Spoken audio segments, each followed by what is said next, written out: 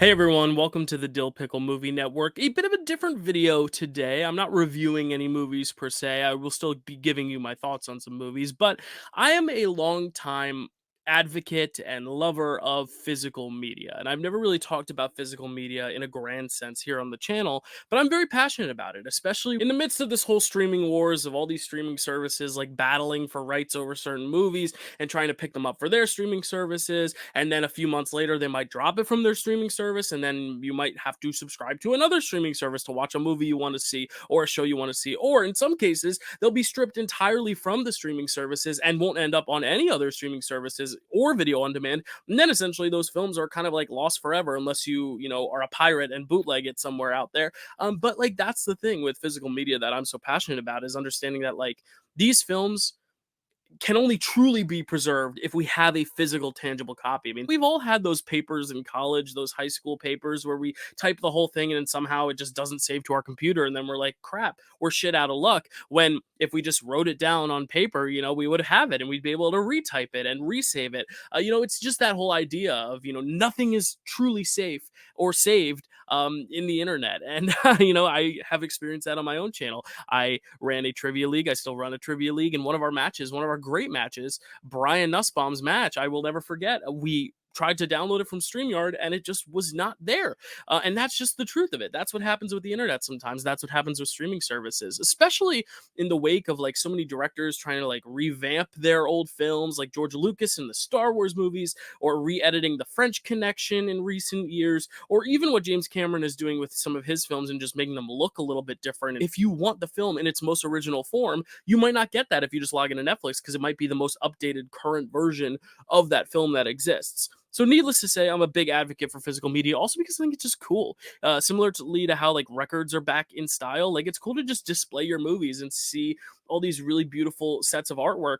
And one of the greatest collections is obviously the Criterion collection. Not saying that it is the best curator of cinema or especially art house cinema, but it is a great one, and I think it is also one that has a lot of artistic value because of the covers. They're all very beautiful, and they also have these great essays. They usually have great bonus features. So I've been a long time advocate of physical media, specifically the Criterion collection. Just going through every single year when Barnes and Noble has their sale and buying some Criterions, and I just went to their sale. They're doing a sale in July, so this is coming out. You have about like a week left in July if you want to get out to a Barnes & Noble or go online to barnesandnoble.com. I'm not sponsored by Barnes & Noble. This is just me purely acting out of excitement and telling you about the new movies I bought. I restricted myself to only buying 10 movies, which at half the price is still a great deal for Criterion. They're all half off, which is amazing because especially with those box sets and the HD and the 4Ks, they get expensive. So to have them for half off, I mean, that's a steal for me.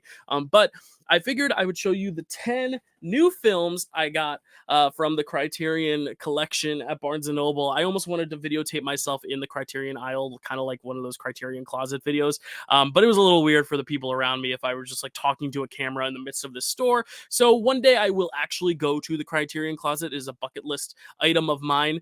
So one day I will be able to do that, but for now it's just me here at the desk showing you a bunch of movies. But before I tell you about the 10 movies I picked up at the sale, I wanted to talk about all the other stuff I have in my collection for the Criterion collection. I have a wider Blu-ray and 4K collection that if you like this video, if this video takes off, maybe I'll do more of them. I definitely do want to do these Criterion hauls, especially also because Criterion, I feel like there's some really niche titles that I feel like the more mainstream audience doesn't necessarily always have like keen access to, which I really want to bring to light. It's not just about your big blockbuster films that you want to own on 4K, which are really cool. Like Dune looks great on Blu-ray, but I don't need to tell you about Dune. But I can tell you about the Workmeister harmonies and why that's such a cool movie. So I am going to tell you about my 10 films, but I figured I'll just like show you all the Criterions I already own. I'm gonna kind of go through them quickly.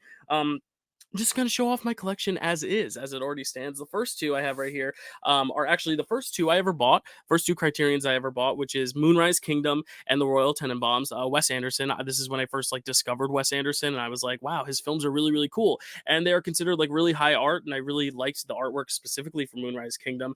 I don't necessarily know if this is my favorite art for The Royal Tenenbaums. I think they could have been a little bit more inventive, but like, I mean, beautiful cover as well. Like it's got like a different kind of feel to this one. But yeah, Moonrise Moonrise Kingdom, Royal Tenenbaums, two of my favorite Wes Anderson films that I wanted on Criterion when I first like heard about Criterions and what they were. I'm gonna kind of clear. Sorry, I'm gonna move Michael Myers so I can make some room to like start stacking these, just so you can kind of see their spines. I'll move Jason and Freddy over as well. So there you go. That's starting a pile. There's some big boys here, some heavy ones. This is kind of an obvious one. Citizen Kane. They created this like 4K version a few years ago. I got it for Christmas. It's just beautiful. It's got the K slipcover. It's got like the rosebud on the back. Just a gorgeous, kind of clean, crisp, Blu-ray, which I really, really like. I typically go for Blu-rays, but they do have DVDs as well. Another classic one. This is one of the first Criterions I owned, which is On the Waterfront. Again, like if you just can you feel that through your ears? I mean, I just love the sound of some of these. It's kind of weird to say, but like the sound of the slip covers on some of these Criterion discs. But this one, a great one, a Best Picture winner, Marlon Brando. Again, I'm gonna kind of fly through these just because I want to get to the new ones I just got. Another great one, Steve McQueen, The Great Escape, one of the greatest like Prison Break movies. If you're a fan of Paddington 2 or Toy Story 3, this is more of like your classical Prison Break, but it is a Prison Break nonetheless. Long movie that flies by, so it also is a good way to like kind of fill a rainy day. If you just want a few hours to kill, you want something that's going to take up a lot of your time but not feel like it's taking up a lot of your time. So there's A Great Escape. Oh, here's one. I love this one, Portrait of a Lady on Fire. Very new film. What I love about Criterion is that they also bring a lot of like really new kind of poppy newer films to the mix, and they still have like really great essays, great conversations. I mean, Celine Sciamma is one of the most exciting directors working right now, and Portrait of a Lady on Fire. I should like hold these up to the screen so you could like really get a good look at them. One of the greatest films of the last few years, and I'm very happy that's in my collection. Okay, here's two that I actually got from my Aunt Rochelle and Uncle Kirk. We call him Uncle Buck, and my cousins Ty and Jack at a Christmas one year, because every year I feel like the go-to for a movie fan is just get them movies. But when you have so many movies, it's like, well, how do I know what he has or what he doesn't have? So I remember my mom and my aunt kind of coordinated a list of movies that I kind of wanted, but I made a big enough list so that I could still be surprised when I got these. And these are two really great ones, two great genre films. We got Dr. Strangelove, or How I Learned to Stop Worrying and Love the Bomb. There we go. Stanley Kubrick. Again, it's kind of not the traditional plastic cover. It's kind of got that like kind of paper packaging, which I really like. And then Night of the Living Dead, a classic. I'm not even a big fan of the movie. I appreciate it, but I'm not like, I don't enjoy watching it as much as some other people, but it's just good to have like a piece of cinema history, something that's so important for both these films. Both these films are films I really do appreciate more than I enjoy, but I do really love having them as part of the collection because it is kind of just this preservation of film history. Another great one, Seven Samurai. I mean, another classic. I feel like if you're a Criterion collector, this is one that I feel like a lot of people have just because it's like one of the more classic ones. I don't want to unbox all these because we don't have so much time, but again, gorgeous. Like even the insides, beautiful. I don't want it to slip out, but like there's a whole little book here about Seven Samurai. That's the best thing about Criterion too, is that they give you so much extra stuff. I almost cursed again. I'll just say it. They give you a lot of extra shit that you can like really sink your ears and eyes into, not really your teeth because you don't want to bite these. Speaking of another great piece of Asian cinema, Drive My Car, one of the greatest films the last few years as well. Just one of the most gorgeous ways of like incorporating classic literature and plays into the story. It's about a guy who's putting on a production of Uncle Vanya, but each actor is speaking their own native language. But it's really about like this exploration of grief through putting on this production and through driving his car to rehearsals, and kind of with this person who's driving him, their relationship that they grow as the film goes on. It's just a beautiful film. Should have probably won a lot more Oscars than it did. Here's a fun one. Okay, so this has the blue covering on it, but it's because it's one of the oldest Criterions that they ever sold, which is The Curious Case of Benjamin Button. I don't think people realize that this is a Criterion because they don't have like the new updated kind of like nice kind of artwork for it. But this is one of the OG Criterions, Curious Case of Benjamin Button. My friend Ben, friend of the channel, Ben, this is his favorite movie, and ever since he told me about it, I was like, I gotta pick it up, and I was like, oh, it's a Criterion, and sure enough, it is. So I'm very excited. I love David Fincher. I love his work, and Curious Case of Benjamin Button can't go wrong. I feel like it's slept on nowadays because everyone thinks of like Fight Club and Social Network, and even Gone Girl, Zodiac, Seven. I mean, he's got so many good ones. But Curious Case of Benjamin Button is one of the only ones on Criterion. Another great director working today, Guillermo del Toro, Pan's Labyrinth, just a gorgeous fairy tale. You've probably seen it. If you haven't, get on it. This is one that I think is very artsy, but still very accessible. Like I feel like if someone's just getting into cinema, this could be a really good gateway because it does have all that like whimsical, almost like Alice in Wonderland like imagery, but it does kind of also have these really nuanced themes about war and death and tragedy and grief and very very interesting stuff. Very violent though, so be very mindful of that. Speaking of violent, Double Indemnity, one of the greatest noirs of all time. Billy Wilder, one of my favorite directors. Barbara Stanwyck and Fred McMurray are incredible in this film. It's just a great watch. You know, I love noir films where it keeps me guessing, keeps me on the edge of my seat the whole time. And this is definitely one of those.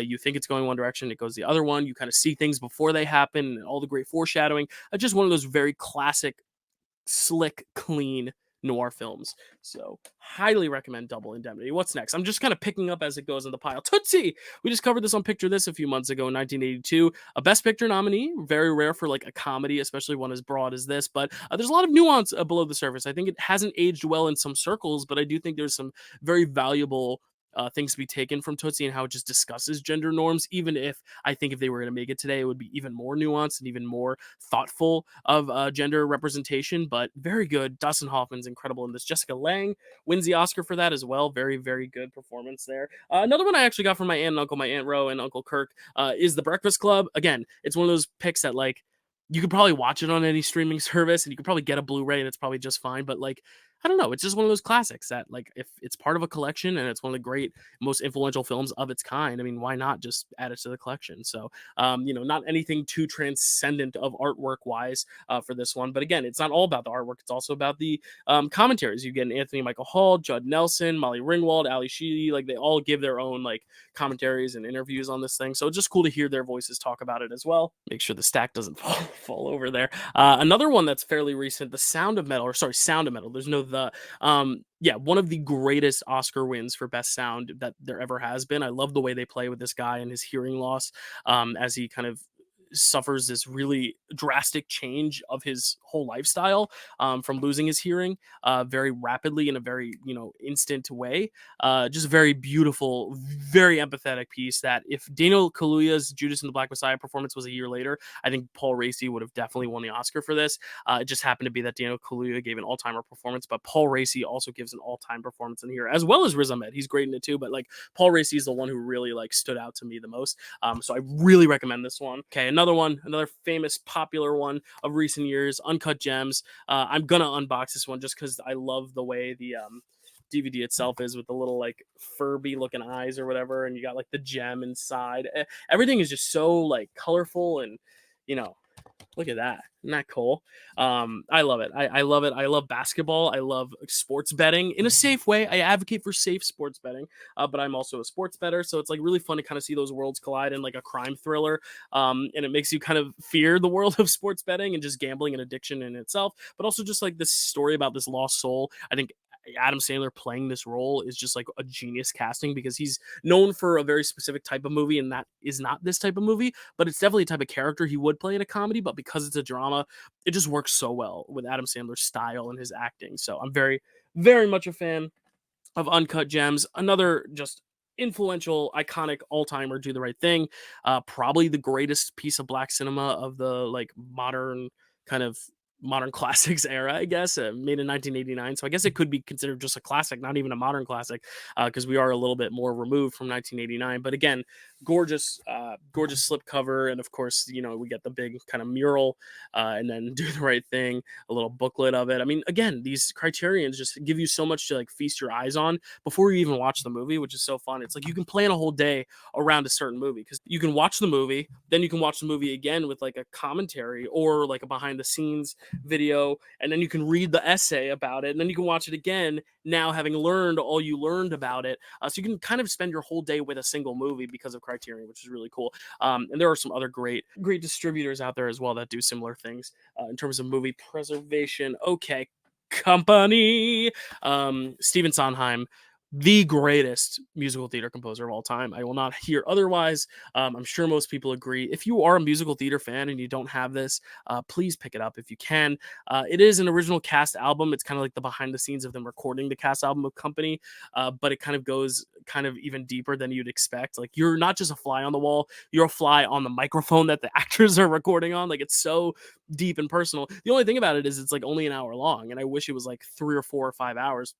so you could see like every single piece of the footage that they filmed. But it is a gorgeous, gorgeous concert documentary, or I guess music documentary. It's not really a concert; they're recording the cast album. But if you're a fan of the show company, which I'm sure if you're a Sondheim fan, if you're a musical theater fan, obviously you probably are, I would definitely pick this up because it just gives you greater appreciation for that work and just Stephen Sondheim's work in general, how Prince's work, all the actors involved, Elaine Stritch and Dean Jones. Yeah, really great, great watch and a quick watch. It's a very easy watch if you don't have a whole day to spend on movies. That's a really good one. We also have Mike Nichols' The Graduate. This is one that I honestly watch, I think, the commentaries now more than I actually watch the real film because I've seen it so many times. But each commentary on this thing is so interesting. There's one commentary that's more about like the behind the scenes. And then there's one commentary that's more like dissecting each single angle and shot in the thing. And every time I watch this and watch like a behind the scenes feature of it, I have a greater appreciation for it. So The Graduate, one of the greatest films of all time, obviously. Three more, and then I'll get to my new ones, I promise. The Irishman, another new one. Like, again, some of these are new and they're available on Netflix, but in the case that this ever goes off of Netflix, I'm really glad I have a physical copy. This is my favorite Martin Scorsese film, and I think a lot of people judge me for it, but I don't care. I stand by it. I really, really love this film, and I think it is one of the masterpieces of his career. I think what it does in terms of retrospect and like reflecting on the genre as a whole through the eyes of this aging character, it almost feels like a morality story and a mortality story from Martin Scorsese's own kind of self-reflectedness in the work, which I think is very, very interesting to see from a guy who like really romanticized the genre to now be able to like criticize it and like look at it in a different perspective. It's really, really, really amazing. So I'm sure you probably saw it, but if you haven't, I would go check this one out.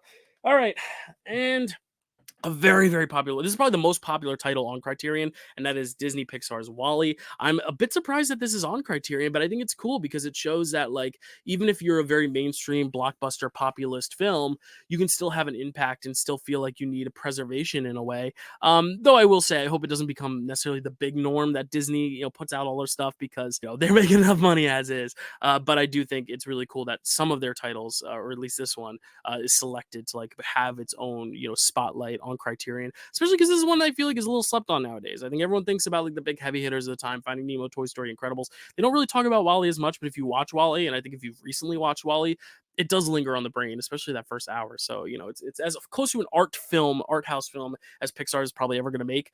So I'm really glad I have it in this collection because it also looks gorgeous. That's another thing too. All these films just look so gorgeous in the rendering they have with Criterion. But lastly, before we get into the new stuff, my favorite trilogy of all time, the Before trilogy, probably my favorite like love story in cinema. You have Before Sunrise, when they first meet. You have Before Sunset 9 years later, and then you have 9 years later from that, Before Midnight. It follows this couple when they first meet for the first time in Vienna and just talk around and walk around and talk around and just have these discussions. Sunset, they kind of meet again for the first time in 9 years. They haven't seen each other since their first meeting. And in the third film, they're married and they have kids, and you kind of explore them at three very different stages of their life. It's played by the same actors, Ethan Hawke and Julie Delpy. It's directed by Richard Linklater, written by Richard Linklater, as well as the two leads. They all wrote it together. At least the last film, I think all three films, though, they all kind of lent their hands to the screenplay. So really, if you haven't seen the Before trilogy of all the films I'm talking about today, these three films are a must. I think it can appeal to everyone. It can relate to everyone. It can make everyone cry, make everyone laugh, make everyone like sing tears of joy. So there we go. Before trilogy. All these films are the ones I already owned, but I said, you know what? The Criterion sale is going on, and I picked me up a very nice bag here of swag products, souvenirs, knickknacks, and merch. That's actually a Broadway bag. I brought my bag from the Broadway merch to fill up my bag for Criterion. The first one I bought of the new ones, and these all still have like their slip cover, their like plastic wrap on them because I haven't opened them yet. I'm literally opening them from the box now, or from the bag to show you. We're doing a retrospective on the channel, and I just watched Grand Budapest Hotel again for the first time in 10 years, and I didn't like this film when I first saw it, and I rewatched it for Picture This and for this retrospective, and I immediately was like, this is one of the best films ever made. And I'm so glad that they had the Blu-ray in stock, because another thing with the Criterion sales, you got to get them while they're hot, because a lot of titles go quick. Like they don't have Wall-E right now in the Barnes and Nobles around me just because it's such a popular title, but I was worried this would be one of them, but I'm so glad I was able to pick it up. Just a gorgeous, gorgeous film, just top to bottom, just so stylish and beautiful to look at. Move Freddie and Jason here to clear some room for the new stuff. But Grand Budapest Hotel, can't wait to open that one later. Next up, another film I watched for the first time recently, actually in October for my Halloween binge, Eraserhead. I don't own any David Lynch until now, and this is one of my first David Lynches. I've seen this one. I've seen Elephant Man. I haven't seen anything else from him. Blue Velvet I've also seen. So I'm slowly working my way to becoming a Lynch fan. I am a Lynch fan already based on what I've seen, but I like a fully like well-versed Lynch fan. I'm still on the way. But Eraserhead is just one of the coolest, most unique kind of horror films, character studies, experimental, kind of just weird ass films you'll ever see. It really is such a cool, engaging watch. Whoa, gosh, I need to take better care of these. But yeah, I really can't wait to like listen to this again with like a great sound system and just like take in all the great sounds. There's so much interesting sound design here. Really great film. I highly recommend this one. David Lynch, like kind of his whole filmography is on Criterion, like Twin Peaks, Fire Walk with Me, Blue Velvet, Mulholland Drive. I think they're mostly all on Criterion. So if it's not that one, pick up one of David Lynch's because his stuff is great and it's great on Criterion. Another one from another all-time director, Bob Fosse, one of the real inspirations behind a lot of what I do in the musical theater world. Even though himself, he is a very complicated individual. He has created some of the most instantly iconic pieces of film and theater, one of them being All That Jazz, which is like a pretty autobiographical film. I haven't seen this in its entirety, actually. I've only seen like large chunks of it, so I can't wait to like sit down and like watch this through. I know we're going to be covering it on Picture This someday. But Roy Scheider, one of the great actors, a lot of people know him just from Jaws, but I would argue this is his best work. This is his masterpiece. And Bob Fosse, as much as I love Cabaret, I do think this is his masterpiece as well. He's just one of the great artists of our time. And I think for any musical theater fans, again, I think this is a great treat to just kind of like look and pull that curtain back on one of the most influential individuals of that craft. I also picked up Jean Dielman. This is also one I haven't seen, but it is on the Sight and Sound list. It's number one this past iteration for Sight and Sound. It used to be Citizen Kane time after time after time. And then 10 years ago, it was Vertigo. And now they do it every 10 years. They do the Sight and Sound Top 100 list. And this was number one. And I am in my Dyl Pickle podcast feed going through every single Sight and Sound film. And I'm eventually going to get to number one. And yeah, it might be streaming, but I want to watch it with all the bonus features, all the commentaries. So I'm really excited to watch Jean Dielman.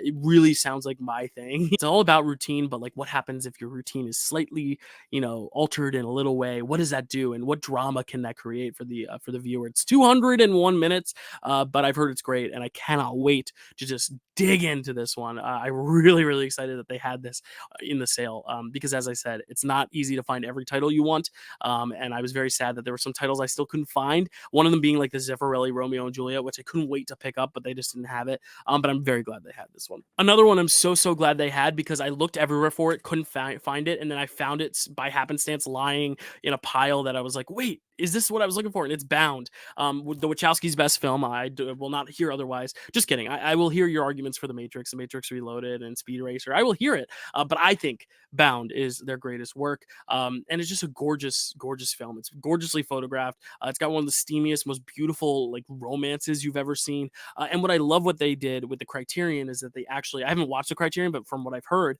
obviously it's wrapped up. I haven't watched it. But what I've heard is that they actually, revise the credits because obviously Lana and Lily Wachowski are transgender directors, and they're two amazing directors, but a lot of the old films that have this their older films preserved have them with their original birth names. So it's really cool that Criterion has like updated the credits to include their their names, their actual names, Lily and Lana. So I'm really excited for that reason, and just because it's such a good film. It's a great crime film. If you've seen Love Lies Bleeding this year, it's kind of got a similar vibe to it. It's a little sexier, but it really is such an alluring film. It's one of those films that when you watch it, you can't really look away from. Not because there's a lot of action going on, but because like every single frame of it is so meticulously well designed, and the actors have such great chemistry, and the stakes are so high, even though they're still so small because it's only about like 2 or 3 characters. But they really draw out a lot of great suspense from the smaller, more intimate moments. So I cannot wait to just rip the plastic off of this and watch this. Bound, one of the great films. All right, here we go. Another blind buy. I always like to do a few blind buys when I buy Criterions because, especially if it's a sale, because some films aren't great and you watch them and you're like, maybe I wasted my time watching it. But with Criterion, I feel like it's never a waste of time because there's always something of value to gain from watching something, even if you don't really click with it the first time. That's why I love Criterion, because you have like essays and commentaries and other stuff to kind of further explore, which is Being There by Hal Ashby. I've heard really great things about this film, and when I saw it, I was like, it's on sale, and I've heard so many great things about it from other people talking about it, how much they like it, but I really know nothing about it. So I'm really excited. I love a good blind buy because I could either love it or hate it, but at least now I have the power to form an opinion on it, and I can't wait to just experience it for the first time. That's all I can really say about it because I've never really seen it. But here we go. Another one. Yes, Midnight Cowboy, the only X-rated film to win Best Picture. Obviously, I've talked about it a lot here. Picture this: we do a Best Picture podcast, and this is a winner of Best Picture. So it's cool that a Criterion can showcase a winner, and it has really cool, like kind of psychedelic, artwork. It was made in the late '60s, so it kind of captures that era in a really interesting way. So yeah, I'm really happy to have this one. There were a couple other like Best Picture winners that I could have gotten. Like Last Emperor was there. It was kind of between this and Last Emperor, and I was like, I think this one is more my cup of tea in terms of the film itself, even though Last Emperor has some gorgeous artwork. So pick up both, pick up one, pick up the other. If not, I picked it up, and I will let you know how this is when I watch all the commentaries and the behind the scenes bonus features.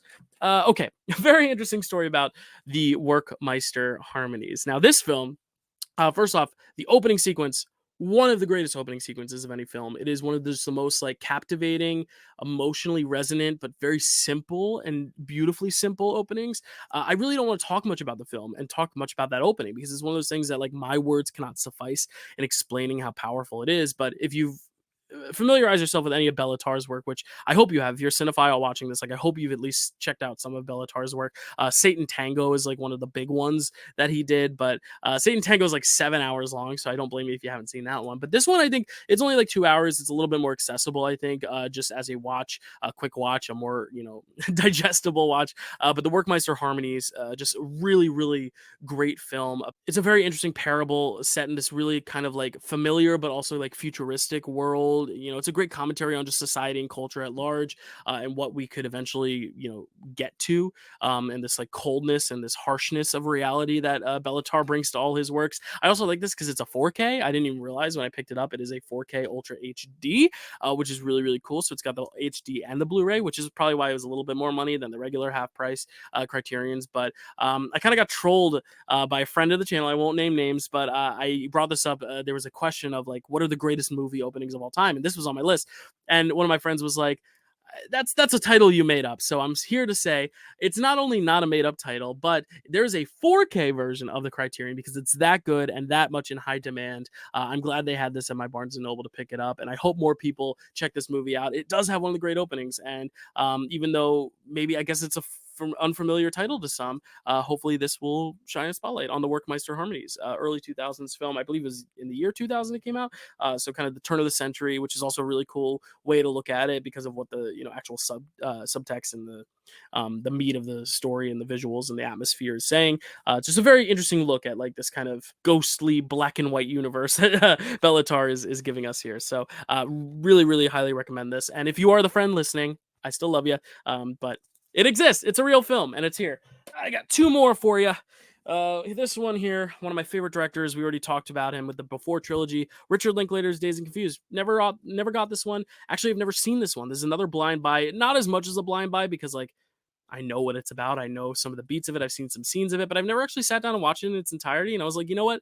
He's one of my favorite directors of all time. So like, I doubt I'll dislike this one. And even if I don't like it as much as some of his others, I'm glad I have it on Blu-ray because it's just really fun. Like, look at that cover. So artistic, but still feels almost homemade in a way, which is really, really cool. Again, if you're going to get a haul and one of your favorite director's films is sitting right there and it looks cool like this, I'm going to pick it up. And lastly, the 10th film I picked up from this Criterion haul. If you like this video, please actually like this video and click that like button, comment, subscribe. I do want to keep doing these every time Barnes & Noble or Criterion has a sale. I think it'd be fun to like buy like 10 or so films and talk about them. Obviously, this was a longer video because I had to do my whole collection to show you what I have before I show you what I just got. But the last film I just got, which is actually one of my favorite musicals, if not my favorite musical of all time. Okay, that's a lie. Singing in the Rain is my favorite musical of all time. But if there was a number two, I think there's a very strong argument that The Umbrellas of Cherbourg. See, I butchered the title, but I promise I love this movie. is probably one of the greatest musicals ever made. It is entirely sung. It's almost like an opera in a way, but it's not an opera in the sense that like there aren't really individual songs. It's almost like the dialogue is sung. It's almost like that scene. I can't believe I'm bringing up this movie in a video about Criterion's, but it's almost like that scene in the Marvels where they're on that planet and everyone's singing at one another because that's the only way they can converse. That's this film, but there's something really interesting to be said. Whoa, I keep dropping these; they're so slippery. There's really something to be said about the way dialogue, when you do add music to it, and there's a soulfulness behind the voice and behind the inflection of how you say something, how that changes your communication and what you're able to express when you have that extra mileage of singing rather than saying something. It's the idea of like, when do we sing? It's when we don't have the words to say it. We have to sing it. And that's the entire film because the emotions are always so high. The colors in this thing are gorgeous. If you love that shot, I can't believe I'm talking about this movie too. If you love that shot in the Joker 2 trailer of the umbrellas with all different colors, that's straight out of Umbrellas of Cherbourg. I mean, just these gorgeous reds and greens and pinks that pop off the screen. I mean, even this cover doesn't really fully do it justice. I don't love this cover. I like it, but I don't love it. But it doesn't give enough credit to how much this thing just pops. And I honestly should open up all these Blu-rays to see if there's anything inside that would really show off the gorgeous artwork. I keep dropping these things. I'm going to put it safely here. But Umbrellas of Cherbourg is one of the greatest musicals ever. So please go check it out. If you love La La Land, the ending is pretty much a ripoff of Umbrellas of Cherbourg. Sorry, it was inspired by the Umbrellas of Cherbourg. But really, I'm very excited about my 10 films that I got. I'm going to recap one more time what those 10 are, just because these are the new ones, and these are the ones I'll probably be reviewing on Letterboxd soon, so you can check it out once I actually go to watch these ones. But yep, the Umbrellas of Cherbourg, Dazed and Confused, The Workmeister Harmonies by Bella Tarr, Midnight Cowboy, Best Picture winner, Hal Ashby's Being There, Bound, the greatest Wachowski's film, Jean Dielman, the greatest film of all time, according to everyone, or the majority, or the consensus, all that jazz, Bob Fosse, David Lynch, Eraserhead, gorgeous packaging. I love the packaging of this Blu-ray, and of course, for the retrospective, of course, the Grand Budapest Hotel. So there we go. Those are the 10 films I bought at the Criterion sale, and you know what? It's still going on till the end of July. I wouldn't be surprised if I end up at Barnes & Noble once again, but if you like this kind of video, let me know what other videos like this you want to see. If you want to see my full Blu-ray collection, I mean, sure, I could do that. It'll be a long video, but this is only a half hour, and it's only a stack and a half of Blu-rays, but if you want to hear more about it, then please let me know. I would love to do more videos like this. I think it was a pretty cool experiment. This was like my essentially like Criterion closet. Like if they put me in the closet and gave me a bag to go shopping, these are the titles I would have picked up. And then at the end, it would have like had all the films listed out like they do in the Criterion videos. Someday I will get that treatment and be able to actually go to the Criterion store and go into the Criterion closet. But for now, this is what I have. That's also what I have and have had. And yeah, physical media is great. And I really encourage everyone, implore everyone to collect it. At least if you have like a favorite movie or two, get it on physical media, because you never know when the streaming services are going to say and you're not going to be able to rent it, or you're not going to be able to stream it, and your only two sources are going to be either having to find a copy on eBay for like $700 or having to pirate it off a website and feel like a really terrible person. Or if you already own it on physical media, you don't have to spend anything except for how much you spend for it at the moment. So that is my advocacy of physical media. Of course, not everyone can afford everything, but if you have the chance to buy at least one, it's very important to keep physical media alive, especially because so many stores are starting to dwindle down on the amount they sell. Luckily, my Barnes & Noble is still going strong. There is a whole ass Blu-ray section, so I'm very excited. But thank you for watching, and subscribe to this channel, and stay tuned for more. Thanks so much. Bye.